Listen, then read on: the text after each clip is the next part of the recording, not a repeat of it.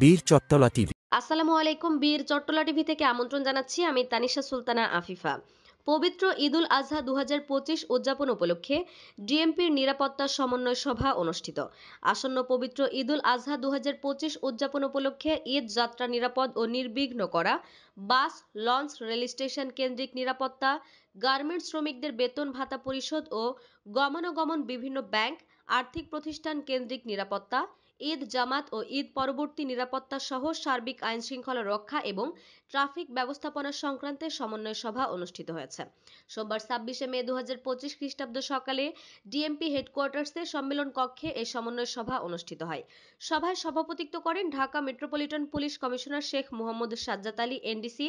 সভাপতির বক্তব্যে DMP commissioner বলেন, সকলের সম্মিলিত প্রচেষ্টায় পবিত্র ঈদুল ফিতর খুব ভালোভাবে সম্পন্ন হয়েছে।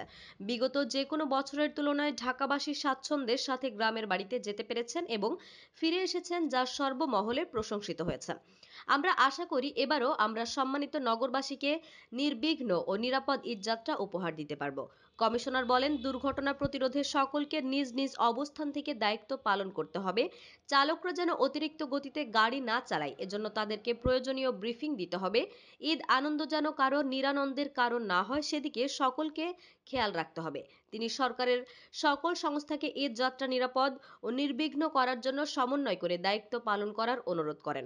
সভায় অতিরিক্ত police commissioner traffic Mohammad Sarwar BPM সেবা বলেন, যাত্রীদের নিরাপত্তা নিশ্চিত করতে ফিটনেসবিহীন গাড়ির বিরুদ্ধে ও ঢাকার মোটরযান মেরামত কারখানাগুলোতে মোবাইল কোর্ট পরিচালনা করা হবে।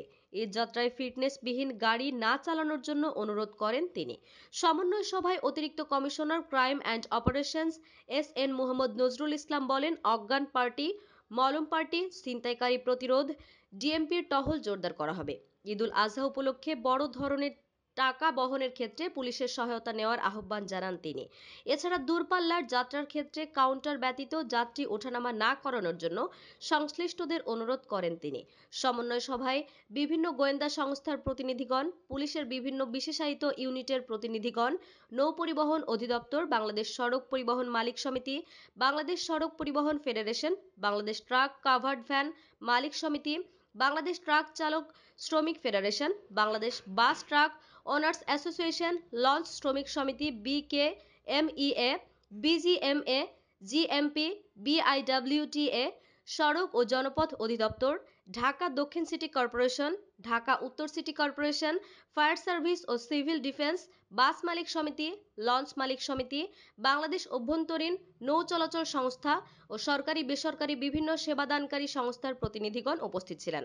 সমন্বয় সভার শুরুতে ডিএমপির যুগ্ম police commissioner operations Mohammad Shahidullah PPM power point প্রেজেন্টেশনের মাধ্যমে সার্বিক নিরাপত্তা পরিকল্পনা উপস্থাপন করেন। এরপর সভায় উপস্থিত বিভিন্ন সংস্থার প্রতিনিধিগণ উন্মুক্ত আলোচনায় অংশগ্রহণ করেন এবং তাদের মূল্যবান মতামত তুলে ধরেন।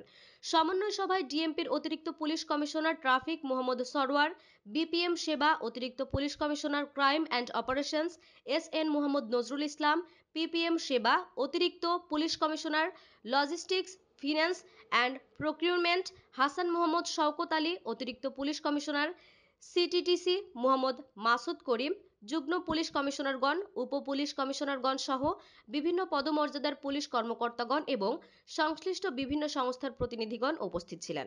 আমাদের আরও আপডেট নিউজ পেতে চোখ রাখুন বীর চট্টলা টিভিতে। ফেসবুকে ফলো, ইউটিউবে সাবস্ক্রাইব করুন।